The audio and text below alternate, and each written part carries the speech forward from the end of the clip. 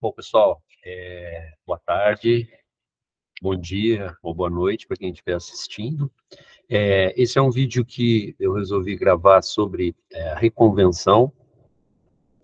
Meu nome é Eduardo, eu sou professor universitário, juiz de direito no estado do Mato Grosso do Sul e vou compartilhar com vocês algumas ideias sobre essa questão da reconvenção. Uma primeira ideia é que a reconvenção está prevista lá no artigo 343 do CPC. É uma das possibilidades que tem o réu de um processo judicial de se defender. Dentro daquela ideia de que o réu, ao ser citado para uma audiência de conciliação ou mediação, ou para ser citado para responder a a um determinado pedido ou pedidos, no caso de se tratar de direitos indisponíveis, ele tem três opções. Ele pode se manter silente, não dar bola para aquele chamado da justiça, aquele chamamento. Ele pode se defender, e aí ele vai apresentar uma contestação, e ele pode, além de se defender, ele pode apresentar uma defesa, um contra-ataque dentro desse mesmo processo. E a esse contra-ataque dentro do mesmo processo, a gente dá o nome, então, de reconvenção. A reconvenção, conforme eu falei para vocês, ela está prevista lá no artigo 343, e lá vai dizer para nós que na contestação é lícito ao réu propor reconvenção para manifestar pretensão própria, conexa com a ação principal ou com fundamento da defesa. Então, a previsão legal da reconvenção está lá no artigo 343, que é esse que eu coloquei aí na tela para vocês. E aí a primeira ideia que eu quero trazer para vocês é o conceito que está previsto de reconvenção. O conceito que eu peguei da doutrina vai nos dizer o seguinte: é uma demanda proposta pelo réu em face do autor dentro do mesmo processo. Essa iniciativa de o réu propor esse contra-ataque é a caracterização da reconvenção. Então, uma primeira ideia sobre reconvenção tem a ver especificamente com o quê? Com a possibilidade de, se não proposta uma reconvenção, se simplesmente o réu permanecer silente ou apresentar contestação, ainda assim ele pode ter um resultado favorável dentro do processo. Por quê? Porque se ele, ainda que ele não manifeste nenhuma defesa, pode ser que aquela petição, que aquele pedido formulado pelo autor dentro de um processo, ele não tem um resultado satisfatório. Por quê? Vamos imaginar que dentro desse processo falte um determinado pressuposto processual, um determinado requisito, tenha um determinado defeito que o juiz tenha percebido nessa petição inicial e o juiz determina a emenda. Isso não realizado, não efetivado, ainda que posteriormente a possibilidade de ultrapassar o prazo da defesa, isso vai levar a uma decisão terminativa. Então, é possível, sim, que mesmo sem que o réu apresente qualquer defesa no processo, que por um determinado defeito processual, a sentença seja terminativa. E, nesse sentido, ela vai favorecer aquele que foi demandado. Também é possibilidade ainda de que, mesmo sem a apresentação de qualquer defesa pelo demandado, ainda assim o autor pode ter o pedido dele julgado improcedente. Basta a gente pensar em um pedido de indenização por danos danos morais ou materiais, em que o autor não demonstra o fato constitutivo do direito dele. Ainda que exista a revelia por si só não vai dar o direito que foi postulado, porque cabe ao autor trazer para dentro do processo elementos mínimos de que determinado fato que ensejou um pedido de indenização tenha ocorrido. Então, não necessariamente a falta de defesa pode resultar em uma sentença favorável para o réu. E o réu, em caso de ele apresentar uma determinada defesa dentro de um processo, ele vai, se não reconvir, se ele não fizer o contra-ataque, ele vai fazer o quê? ele vai ampliar o objeto de conhecimento do processo, especificamente com relação às questões de direito e às questões de fato, principalmente se ele alegar aqueles fatos impeditivos, extintivos ou modificativos da pretensão deduzida pelo autor. Ou seja, ele pode trazer elementos na contestação para que tenha um resultado desfavorável à ação do autor. E isso vai levar a uma improcedência ou também a uma sentença terminativa. Agora, se ele, por intermédio, se ele quiser, além de se defender, se ele quiser eventualmente ter um proveito maior do que o autor dentro daquele processo, aí necessariamente ele vai ter que apresentar uma reconvenção. Então, aqui a primeira ideia ainda que eu não apresente qualquer defesa dentro de um processo, o autor pode ter uma sentença desfavorável a ele. Essa sentença pode ser em razão de qualquer defeito que o processo tenha, ou ainda que no mérito, ainda que com a revelia, ainda que com a revelia, desculpe, o autor pode ter um resultado desfavorável, se ele não comprovou o fato constitutivo do direito dele, tá? Se eu, demandado, apresentar uma contestação, eu posso me valer nessa contestação de matéria processual, e aí, se acolhida eventualmente uma preliminar ventilada, eu posso levar o processo a uma decisão terminativa. Não vai se discutir o mérito, portanto. Se eu entrar no mérito e apresentar lá o fato impeditivo, extintivo ou modificativo da pretensão do autor, eu também vou conseguir uma decisão favorável, só que essa decisão vai ser de improcedência. Se eu quiser mais que isso, se eu quiser se eu quiser ter algum proveito maior do que a improcedência, eu necessariamente aí vou ter que me valer da reconvenção dentro desse processo. E aí essa reconvenção, ela vai trazer aqui para dentro do processo, ela vai ampliar o objeto do processo. Por quê? Porque o juiz não vai julgar só o pedido que foi formulado pelo autor na demanda principal, mas também esse pedido que foi apresentado na defesa. E aí eu falo de uma demanda reconvencional. Ou seja, o objeto litigioso originário da petição do autor, ele torna-se supervenientemente cumulado, porque além agora do pedido do autor, eu também vou ter um pedido do réu. E se já existia uma acumulação originária de pedidos lá na petição inicial, porque o autor formulou 2 ou mais perante o réu, o advento dessa reconvenção vai aumentar esse cúmulo existente. Ou seja, o reconvinte, que é o demandado, ele, ao propor o contra-ataque, ele introduz novo material de fato e de direito sobre o qual vai recair o conhecimento e, por conseguinte, o julgamento do processo. Então, existe uma ampliação do objeto do processo. Não mais aquele objeto do processo formulado pelo autor, mas também pelo demandado através de reconvenção, quando no prazo de defesa. E quando isso ocorre, o réu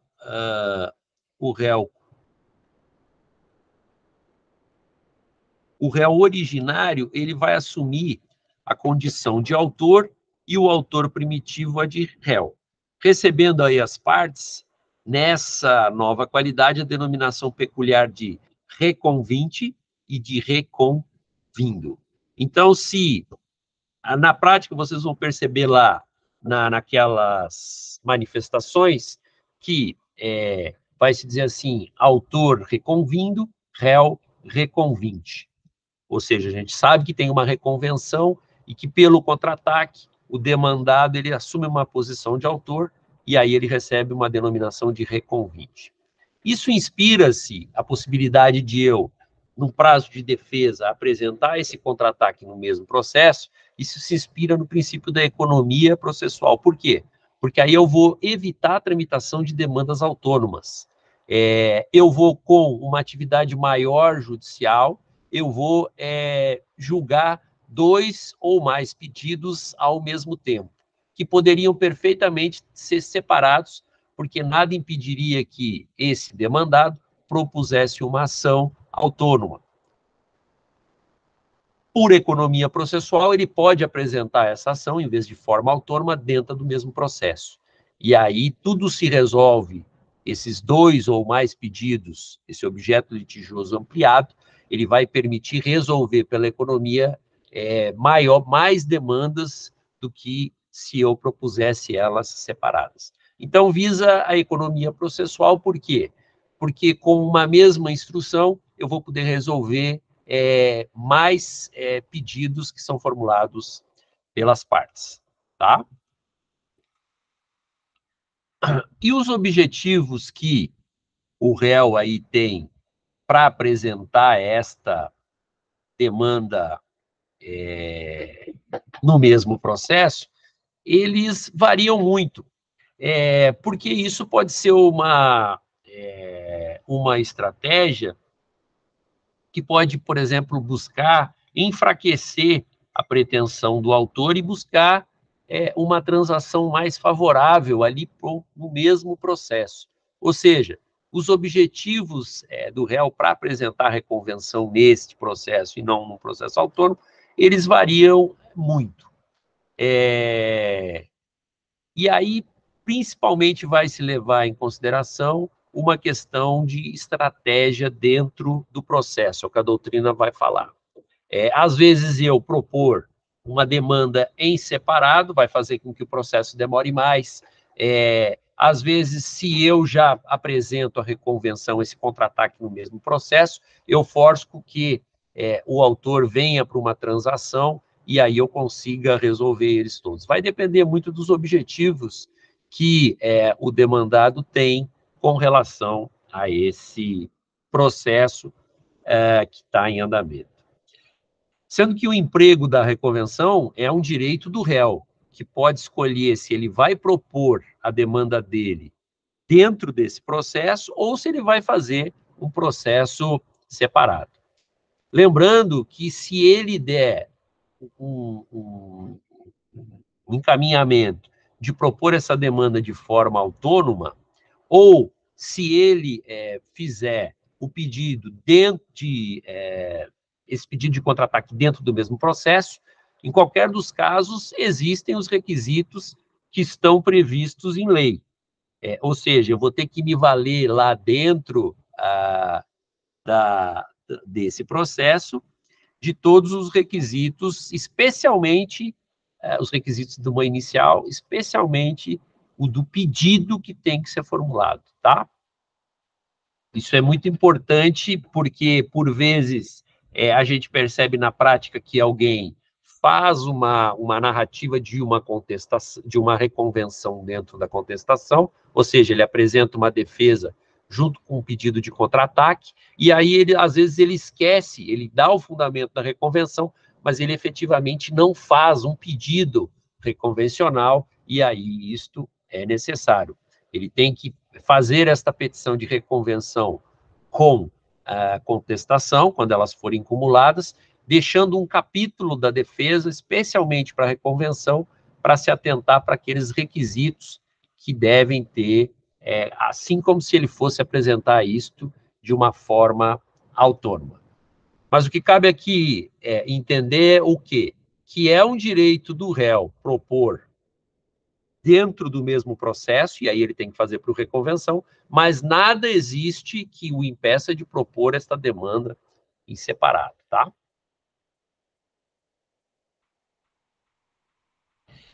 E aí, o réu, quando numa destas situações, ele deve optar pelo seguinte: sendo citado, ele pode optar por contestar e reconvir, apenas contestar, apenas se defender, ou apenas contra-atacar. Se a opção dele for contestar e reconvir, ele deve fazer tudo na mesma peça, em atendimento ao comando do caput do artigo 343, parágrafo 6º. Desculpe, em atendimento, está errado aqui o slide, ao parágrafo 6º do artigo 343 e não falando em caput. Ou seja, se eu quero apresentar uma defesa e quero também fazer um contra-ataque, eu tenho que fazer isto numa mesma peça. Existe discussão doutrinária aqui se, eventualmente, eu faço uma contestação e faço uma reconvenção, duas peças separadas, e proponho as duas na mesma data. Isso vai me acarretar algum prejuízo? A doutrina vai dizer que, apesar de a regra determinar que a defesa e o contra-ataque devem ser na mesma peça, se apresentadas em peças separadas, isso não vai acarretar um prejuízo ao autor, sendo considerado uma mera irregularidade, tá? Então, a regra vai me determinar que eu apresente ambas as peças, a contestação e a reconvenção numa mesma peça, mas se eu não o fizer, não vai causar nenhum prejuízo. É apenas uma questão aí de uma melhor técnica processual. Não obstante eu faça essa concentração de reconvenção e contestação na mesma peça, conforme eu falei, já não vai se eu apresentar em peças separadas, isso não vai interferir na admissibilidade de ambas, desde que eu respeite o prazo legal para apresentar a resposta. Também não exige o artigo 343, para o oferecimento da reconvenção, que seja empregado esse termo lá expressamente, nem a elaboração de um capítulo formal. Ainda que a boa técnica diga que eu faça num capítulo da defesa em separado, que eu nomine lá no início, que eu estou apresentando uma contestação acumulada com uma reconvenção, ainda assim, se eu não fizer estas indicações, isto não impede o trâmite da minha reconvenção. Bastando o quê? Que da leitura da peça fique clara a intenção daquele que está sendo demandado de obter uma tutela jurisdicional mais ampla do que receberia com o mero julgamento de improcedência da demanda do autor. Isso tem um enunciado 45, que vai falar sobre isso, do Fórum Permanente de Processualistas Civis. O que vai me importar, efetivamente, para que exista uma análise de um pedido de contra-ataque é o quê? Que seja formulado lá, nessa peça, ao final, um pedido em tal sentido, ainda que não exista nenhuma denominação específica no corpo da defesa. Basta, então, que eu consiga perceber lá nos pedidos que são formulados pelo demandado que ele está apresentando uma reconvenção. E se o réu apenas contesta e não formula pedido reconvencional naquele momento, há uma preclusão da faculdade de reconvir. Ou seja, se ele apresentou uma contestação sem pedido reconvencional naquele momento, há preclusão para uma faculdade de reconvir dentro do processo. O que não impede que ele apresente um pedido num processo autônomo.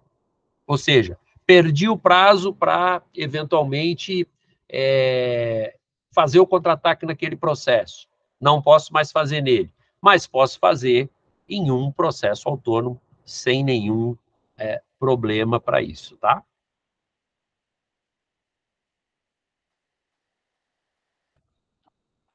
E esta reconvenção, o que ela vai fazer?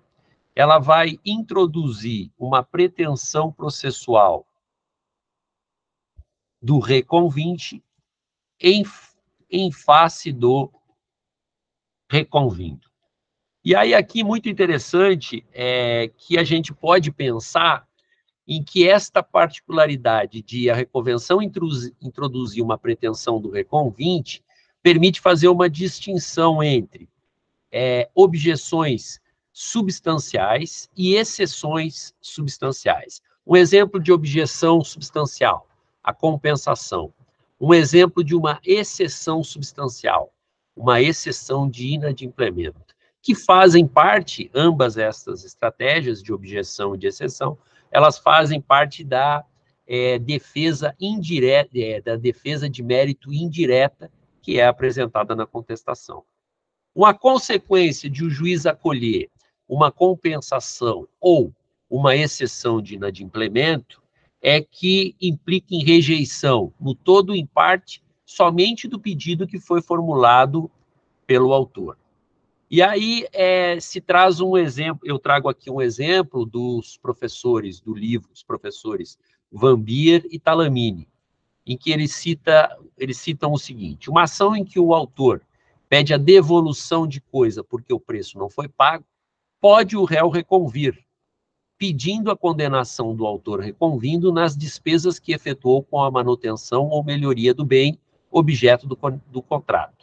Aqui existiria uma conexão pela causa de pedir, embora diversos os pedidos. O autor, na ação principal, pede o cumprimento de uma obrigação inadimplinda, e se o réu contesta, alegando nulidade do pacto, poderá reconvir pedindo perdas e danos decorrentes do negócio não realizado. Ou seja, se eu levantar uma compensação, ou se eu levantar uma exceção de inadimplemento, sem formular o pedido reconvencional, o máximo que eu vou conseguir é a improcedência do pedido do autor. Se eu tenho, conforme os exemplos aqui dos professores, algo mais a pedir, eu necessariamente tenho que formular a reconvenção, que é o meu contra-ataque ao que foi pretendido inicialmente pelo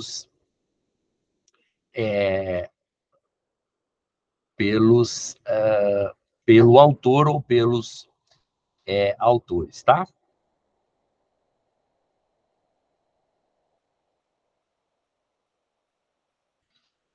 E aí eu tenho, com relação à reconvenção, eu tenho uma série de exemplos que são mencionados pela doutrina, além desses outros, e que existe sim a necessidade de eu formular um pedido reconvencional.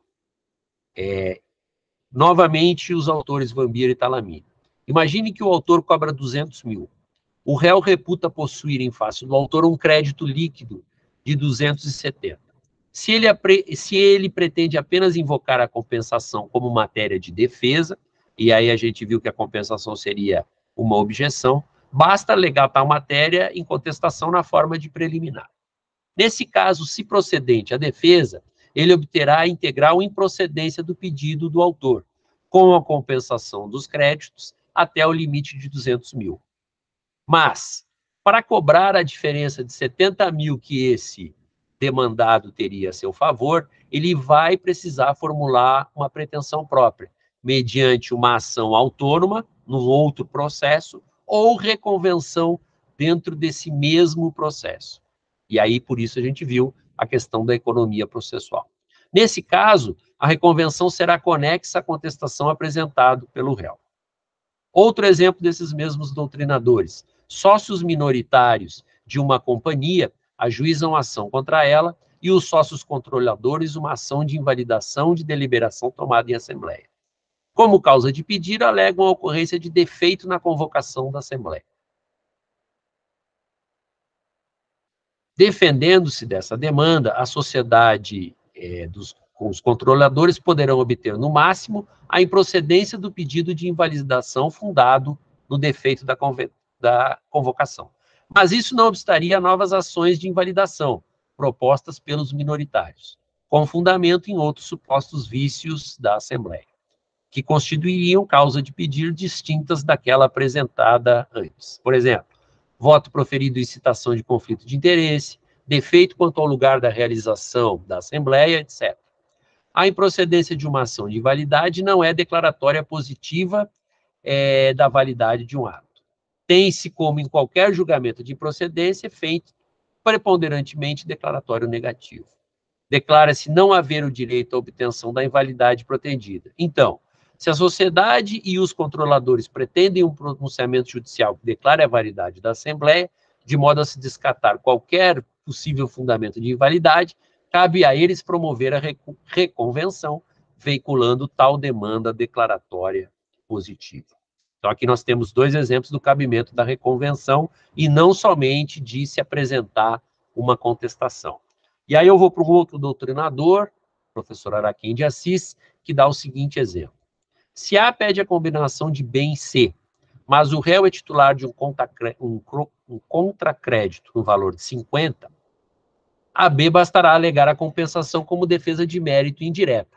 Acolhida a objeção substancial, a questão do conhecimento de ofício ou não dessa matéria subordina-se aos dados do direito positivo, o juiz condenará o réu B em apenas 50. O réu aí, nesse caso, não necessita reconvir.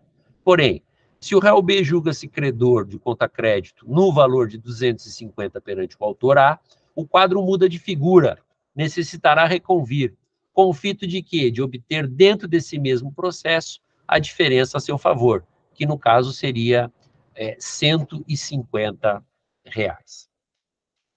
Tenho também algumas hipóteses de reconvenção que são apresentadas pelo professor Ovídio, ainda que num livro dele, um curso de processo civil, na época do CPC de 73, mas que vale a pena fixar as hipóteses que ele apresenta para a gente de reconvenção.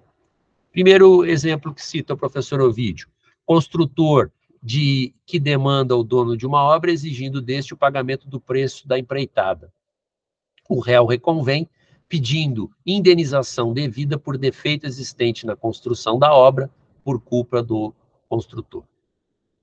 Segundo exemplo, o devedor de alimentos propõe uma ação para que o juiz o exonere do encargo e o réu, que é o credor dos alimentos, ele reconvém nesse mesmo processo para pedir que o valor dos alimentos aumente.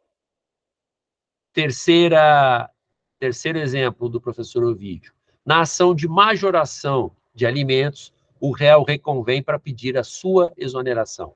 Então, o réu vai apresentar uma defesa, ou ele pode também reconvir para sustentar que não é mais encargo seu continuar pagando aqueles alimentos. Quarto exemplo, professor Ovídio. O autor propõe uma ação de rescisão de contrato de promessa de compra e venda, e o réu, que seria o promissário comprador, reconvém para pedir a condenação do promitente vendedor a outorgar-lhe a escritura definitiva de compra e venda. Dentre uma outra série de exemplos de que é possível, dentro do mesmo processo, se fazer esse contra-ataque. E aí a gente passa para os requisitos, então, que são necessários para que exista a possibilidade de se fazer esse contra-ataque dentro do mesmo processo. Lembrando que a oferta da reconvenção faz surgir nesse processo uma acumulação de pedidos. Os pedidos que são formulados na petição inicial do autor, um ou mais, com aqueles que são formulados pelo réu neste contra-ataque. Ok? E aí, como existe essa acumulação de pedidos, vai se atrair o que para cá para dentro? O disposto no artigo 327 do Código de Processo Civil, em que existe uma discussão que é possível sim acumulação, mas que são necessários determinados requisitos. O primeiro deles vai se dizer que tenha que existir uma conexão deste contra-ataque com a ação principal ou com o fundamento da defesa. Está previsto no artigo 303, no caput do dispositivo. E aí aqui, uma primeira questão é, o que vai se querer dizer com esta conexão com a ação principal? Existe uma série de doutrinadores que discutem qual é a extensão desta palavra conexão. O que é certo é que a doutrina concorda que aqui a conexão não é como é empregada no CPC em outras partes do Código. Por exemplo, lá no artigo 55, que vai falar de conexão para fim de apensamento de processos para julgamento em conjunto. Isso aqui deve ser, e aí eu gosto muito de uma expressão do professor Araquém de Assis, afirma que aqui a conexão vai se interpretar, vai se dar uma extensão a ela como algo que seja relevante no sentido de um fundamento ou um ponto comum. Para essa reconvenção, caracterização da conexão com a ação principal ou com o fundamento de defesa, com a ação principal fica algo mais perceptível, por quê? Porque eu tenho que ligar o meu fundamento da reconvenção com algo que tenha sido questionado no processo. Ou com o fundamento da defesa. Logo, se eu vou ligar a um fundamento da defesa, eu necessariamente tenho que falar que foi apresentada uma contestação e não só uma reconvenção. Ok? Então, basicamente aqui, quando eu estou falando de conexão, seja com a ação principal ou com o fundamento da defesa, eu necessariamente vou estar falando de ponto em comum. E aí cito aqui um julgado para vocês sobre esta questão de ponto comum do STJ no RESP 648/417, que foi relator o ministro Herman Benjamin, de 2009. Ainda que seja um julgado da época do CPC de 73, ele traz aqui para nós algo que é importante para estabelecer o que se define como conexão. Aqui era uma hipótese em que o recorrente ele reconveio em uma ação ordinária de cumprimento de obrigação de fazer um restabelecimento de energia elétrica num imóvel localizado no município, num determinado município, para pleitear a cobrança de débito de igual origem relativa a outro imóvel do mesmo proprietário em uma cidade diversa, que teria servido de justificativa para o corte da luz. Ou seja, então aqui se entendeu possível a reconvenção quando o respectivo pedido for conexo com um fundamento da defesa. Ou seja, ele apresentou uma reconvenção, basicamente se discutiu aqui o quê?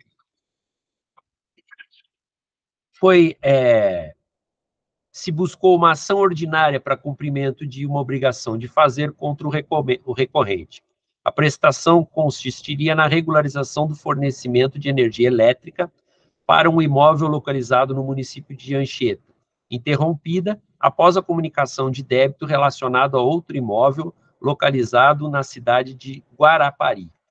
Então, em razão de um fundamento da defesa, se buscou uma reconvenção para se buscar o restabelecimento de um corte de energia elétrica, tá? Conexão, então, com o fundamento apresentado pela defesa. Vale a pena esse julgado, ele é um julgado bem interessante. Além de se apresentar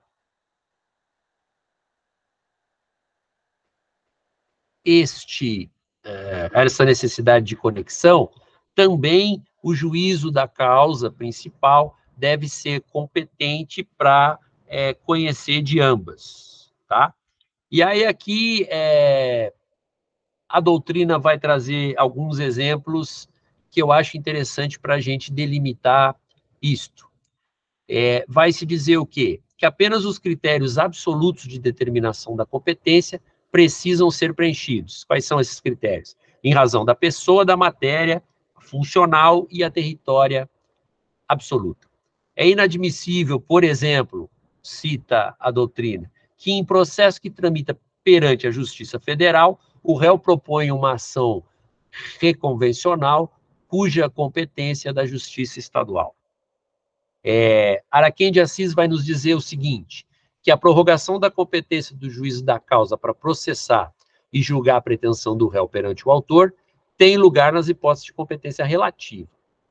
As competências em razão de matéria, função e de pessoa não comportam prorrogação. E aí ele cita um exemplo bem interessante. Se há demanda B reclamando reparação de dano provocado pelo réu, que atirou pedras no seu automóvel, haja vista a inimizade das partes, ao réu B não é lícito reconvir pleiteando a declaração de existência de relação de emprego e a condenação do reconvindo nas verbas daí decorrente, explicando que atirou as pedras em retaliação às ofensas do suposto empregador A. Por quê?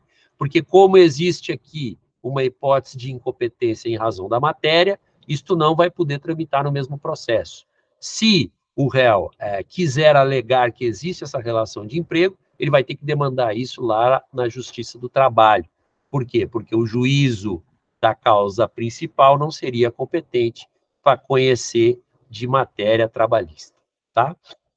Além, então, da conexão com a ação principal ou com matéria de defesa e de o juiz ser competente para analisar ambos os pedidos, também há necessidade de que exista um procedimento compatível para todos os pleitos, o que é facilitado pelo disposto lá no artigo 327, parágrafo 2º, que vai nos dizer o quê?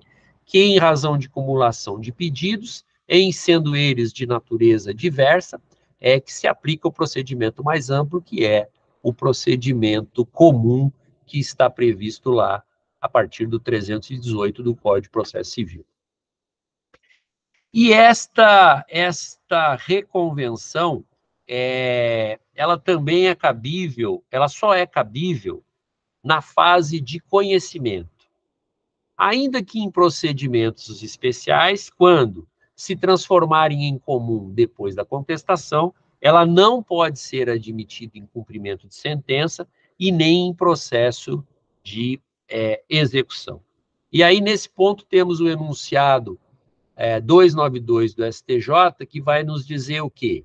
Que a reconvenção ela é cabível na ação monitória, que no nosso CPC de 2015 é um procedimento especial, que está previsto lá a partir do artigo 700, após a conversão do procedimento em ordinário, o que foi positivado lá no artigo 702, parágrafo 6º do CPC. Então, além da conexão com a ação principal com matéria de defesa, para mim propor uma reconvenção, o juízo da causa principal também tem que ser competente para apreciar o pedido feito na reconvenção, se adotar um procedimento compatível para todos os pleitos. Eu tenho que verificar também se existe a questão da litispendência, ou seja, se até aquele momento da resposta do demandado existiria um processo pendente validamente instaurado e não encerrado. Por que eu toco nessa questão da litispendência? Porque existe uma autonomia entre o pedido formulado pelo réu e pelo do autor. Ou seja, e aí aqui eu estou pensando nas hipóteses de desistência. Se existe um pedido de desistência ou se a demanda do autor não vai adiante, isto não impede que o pedido reconvencional ele seja efetivamente apreciado no seu mérito pelo juiz. Tá? Além, então, desses requisitos, eu também tenho a questão da tempestividade, em que eu necessariamente vou ter que observar o prazo que está previsto no artigo 335 para apresentar a reconvenção, que é o prazo de 15 dias.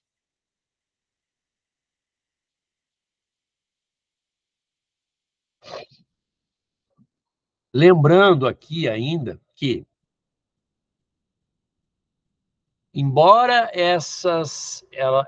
as demandas do autor e a reconvencional elas estejam reunidas no mesmo processo, elas são independentes. Ou seja, eu posso, se eu não puder resolver o mérito com relação a uma delas por um eventual defeito processual que vai levar a uma sentença terminativa, isto não impede que eu aprecie o pedido que foi formulado pelo demandado numa reconvenção. Ok? Nada impede que haja uma ampliação subjetiva do processo. Eu falo em ampliação objetiva que tem a ver com os pedidos que são formulados, e aí a gente já viu que a reconvenção necessariamente vai ter uma ampliação objetiva do processo, porque para ter esse contra-ataque, o réu vai ter que formular um pedido contra o autor, então ocorreu uma ampliação objetiva. Mas é uma inovação do CPC, eu também posso pensar em uma ampliação subjetiva do processo, que é provocada pela reconvenção. Isso está com uma previsão lá no artigo 343, parágrafo 3º. Por quê? Porque nada impede que esse réu que vai apresentar esse contra-ataque no mesmo processo, ele se litisconsorcie com um terceiro para ajuizar a demanda reconvencional em face do autor reconvindo. Está lá no parágrafo 4º. É o caso, por exemplo, e aí eu cito aqui exemplo de doutrina, de o autor ajuizar em face de um dos codevedores solidários demanda para exigir deste a integralidade da prestação devida, vindo o réu em litisconsórcio com outro codevedor a reconvir para postular a invalidação do contrato. Ou seja, o réu vai se associar a um outro codevedor, isso não é obrigatório, seria um litisconsórcio facultativo, eles poderiam se litisconsorciar para demandar a invalidade do contrato em face deste autor.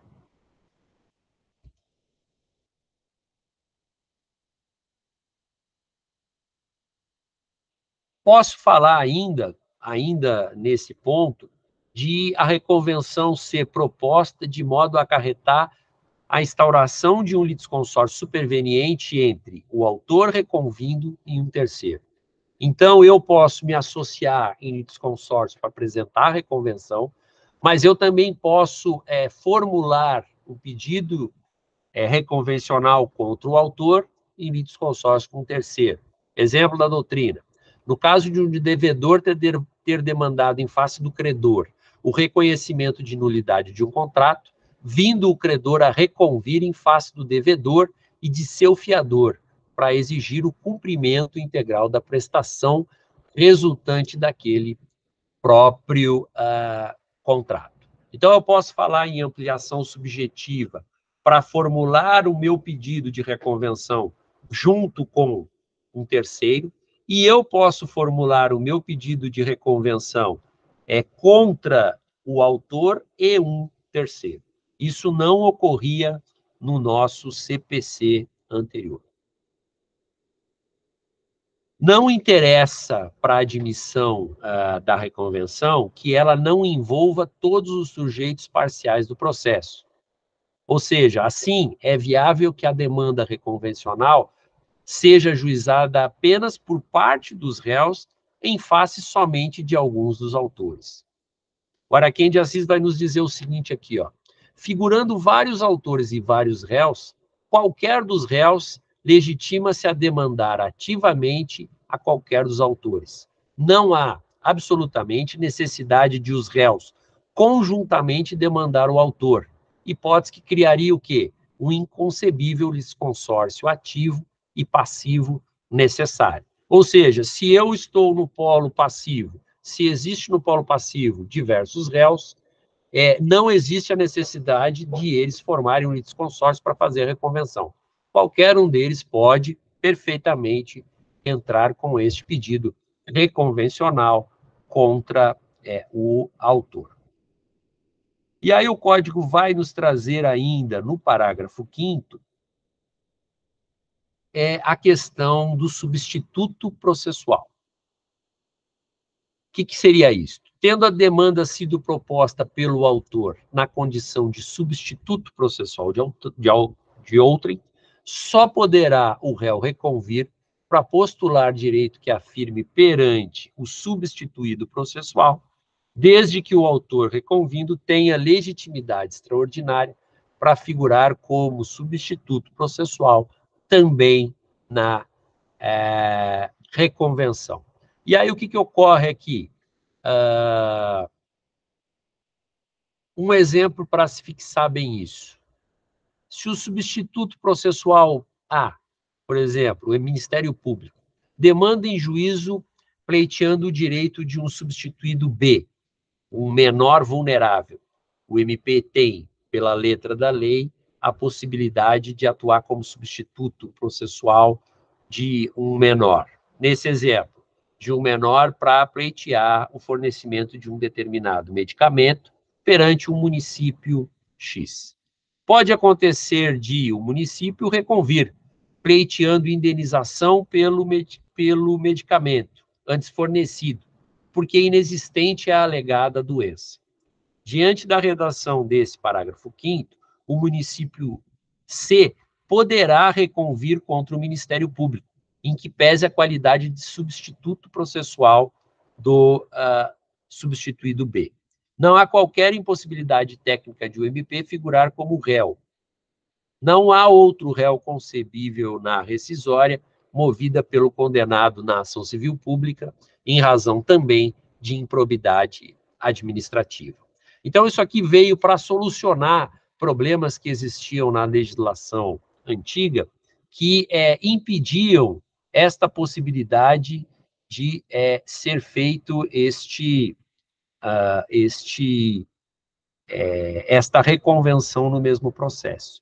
Por quê? Porque necessariamente se teria que buscar uma ação autônoma para buscar esse ressarcimento, por exemplo, aqui na hipótese do medicamento do menor.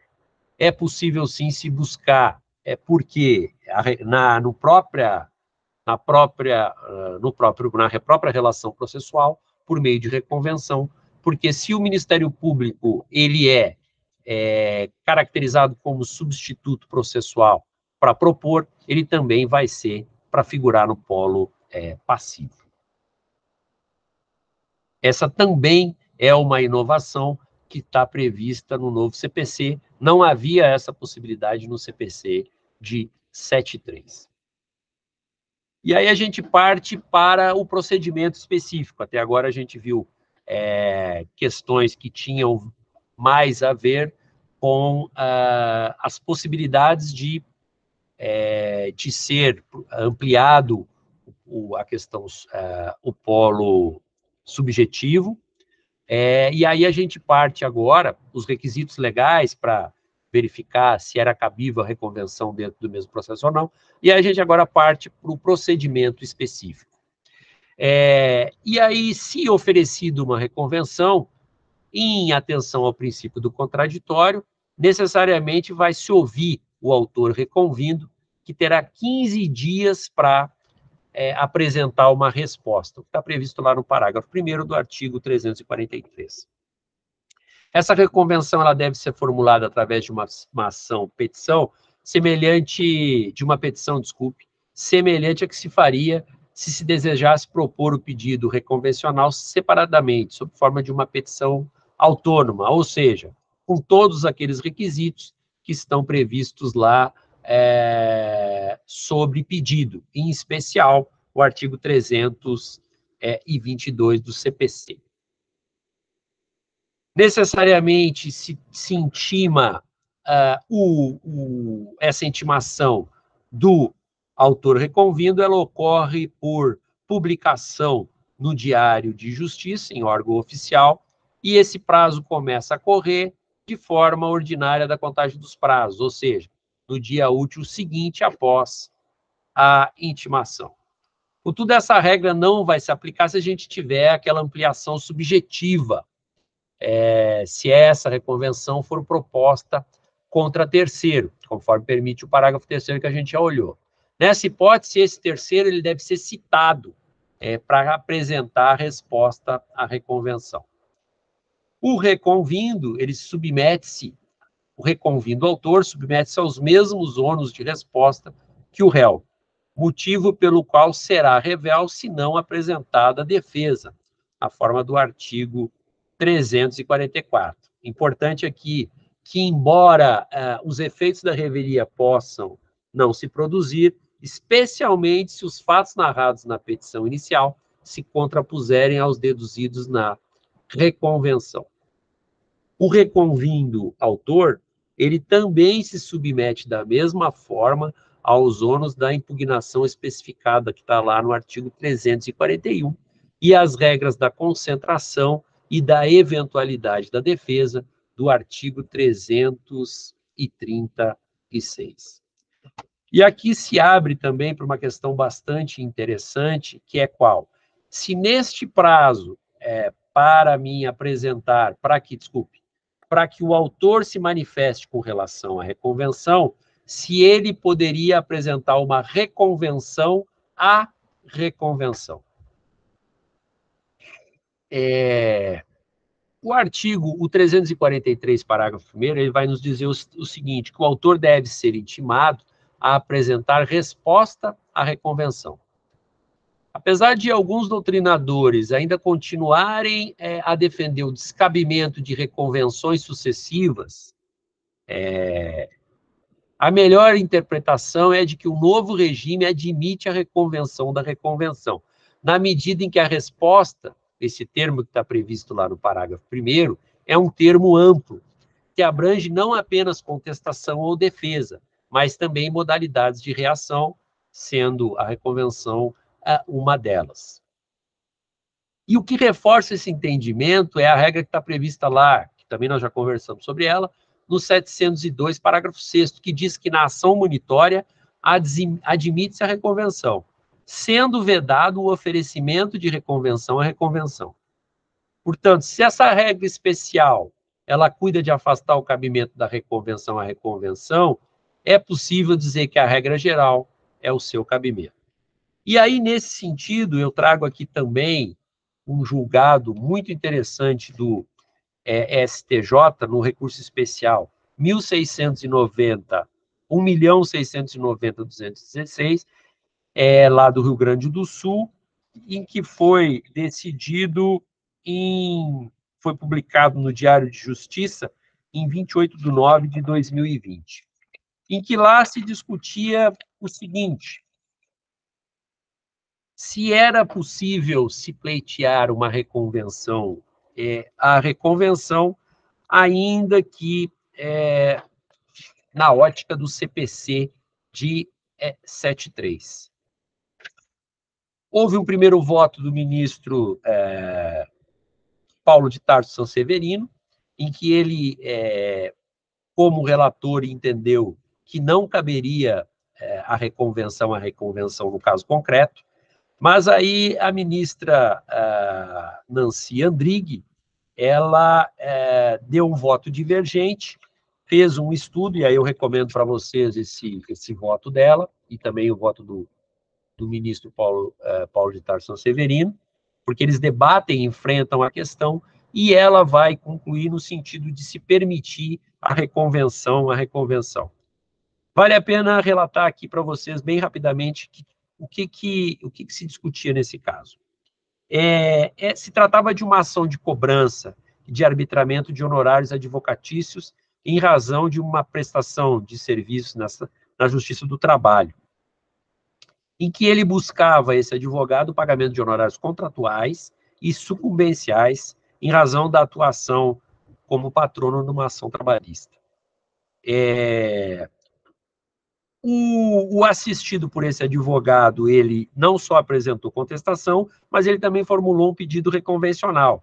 Ele alegou uma pretensão de repetição de indébito ao fundamento de que teria pago ao advogado, a título de honorários advocatícios, valor maior do que o devido.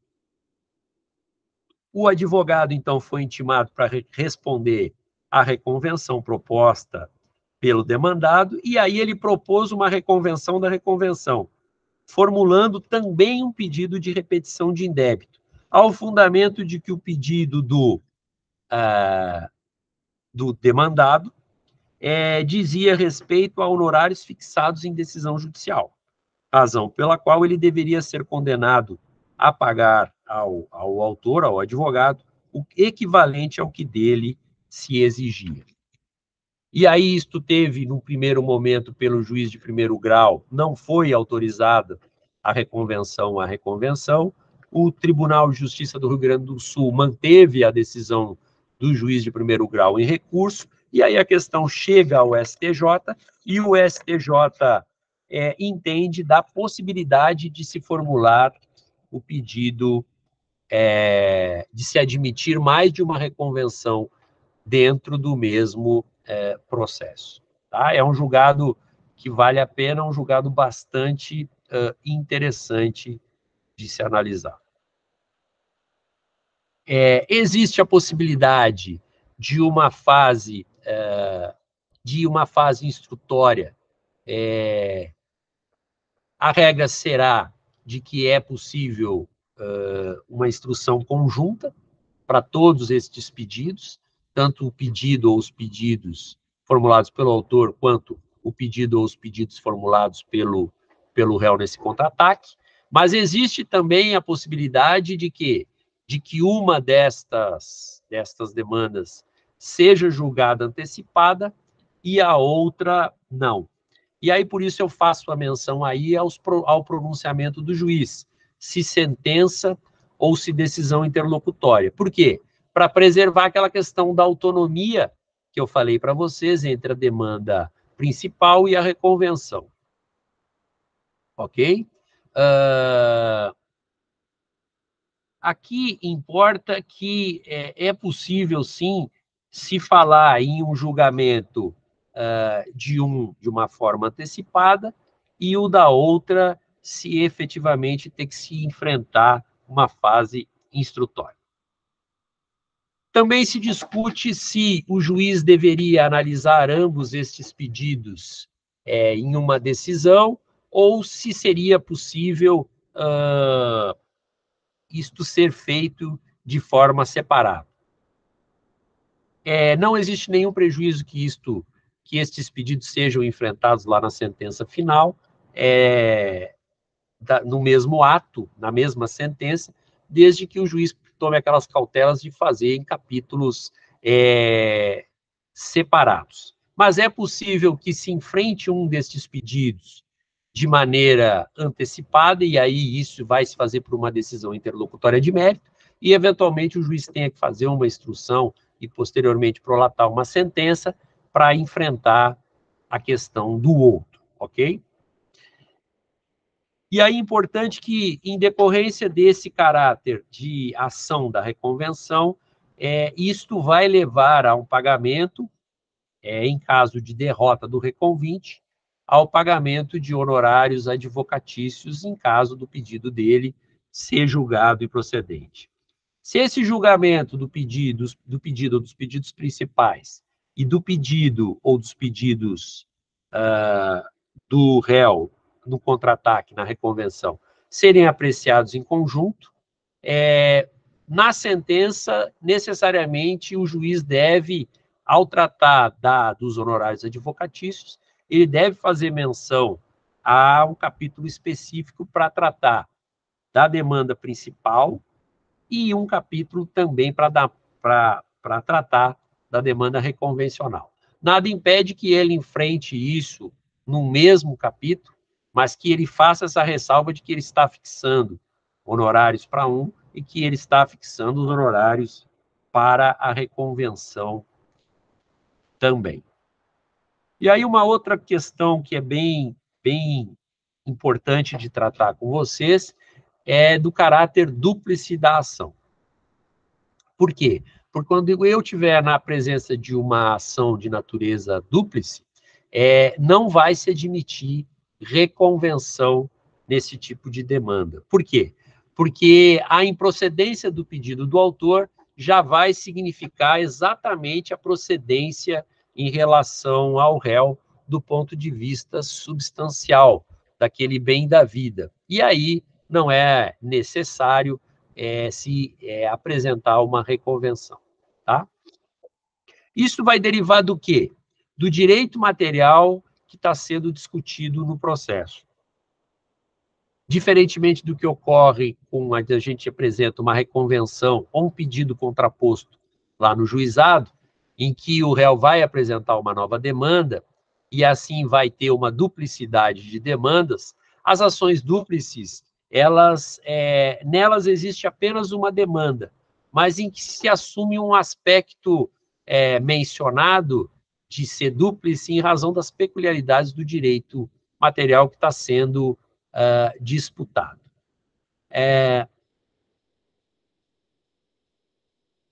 E aí a gente traz exemplos disto. Exemplo, as ações possessórias, e aí o artigo 556, existe o caráter dúplice das ações possessórias, no sentido de que, Se eu proponho uma determinada demanda possessória, se esta demanda for julgada improcedente e tiver em discussão somente a questão da posse, necessariamente vai ter uma natureza dúplice, porque vai se entender que o demandado vai poder permanecer no imóvel. Também posso pensar em uma ação dúplice, em um caráter dúplice, da ação consignatória, na ação declaratória de inexistência de débito, nas ações de guarda de menor. Em todas essas eu tenho um caráter dúplice da ação. Então, pelo caráter dúplice que tem a ver com o direito material que está se discutindo, não se faz necessário eu apresentar a reconvenção, bastando que eu apresente a defesa. Se esta defesa por si só levar à improcedência, diante do caráter dúplice, eu já vou ter resguardado o meu direito, ok? E aí, para a gente finalizar,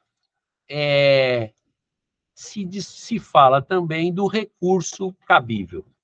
Se houver um pronunciamento judicial do juiz, uma decisão interlocutória, que indeferir liminarmente a reconvenção, isso deve ser impugnado por meio de agravo de instrumento. Por quê? Porque está resolvendo apenas parte do objeto litigioso do processo, conforme está previsto lá no artigo 354, parágrafo único. O mesmo se dá com relação a uma decisão de julgamento antecipado parcial do mérito. Então, vai caber aí o agravo de instrumento. Nesse sentido, o enunciado 154 do Fórum Permanente de Processualistas Civis, ao dispor que o quê?